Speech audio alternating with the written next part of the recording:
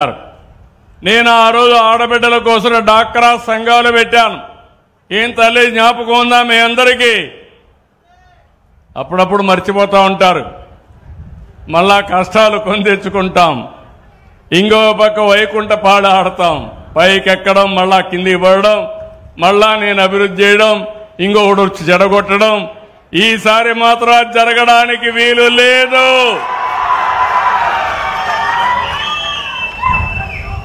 అదే మరి అప్పట్లోనే వెలుగు తీసుకొచ్చాను.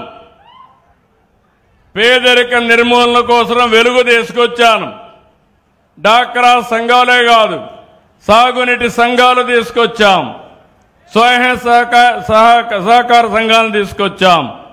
ఇలాంటి అనేక కార్యక్రమాలు తీసుకొని మనం ముందుకు పోయాం.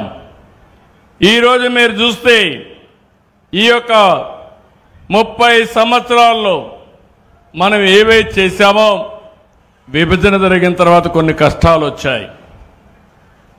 2014లో 2 రాష్ట్రాలుగా విడిపోవడం, మనకు ఆదాయం తగ్గడం.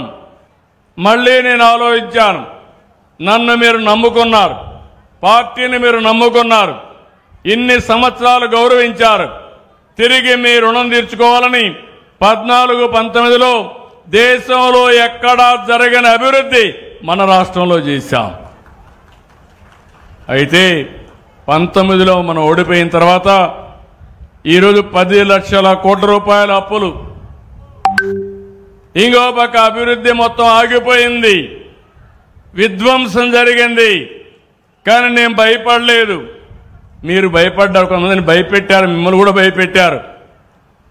నేను అడుగుతున్నా, 5 ఏళ్లు ఇండ్లలో కూర్చొని కనీసం నవ్వు ముఖం లేకుండా బాధపడ్డా, అవునా కాదా అని మిమ్మల్ని అడుగుతున్నా.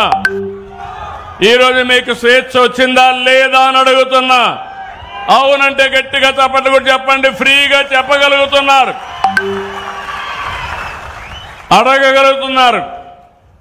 ఎమ్మెల్యేలు తప్పు చేసిన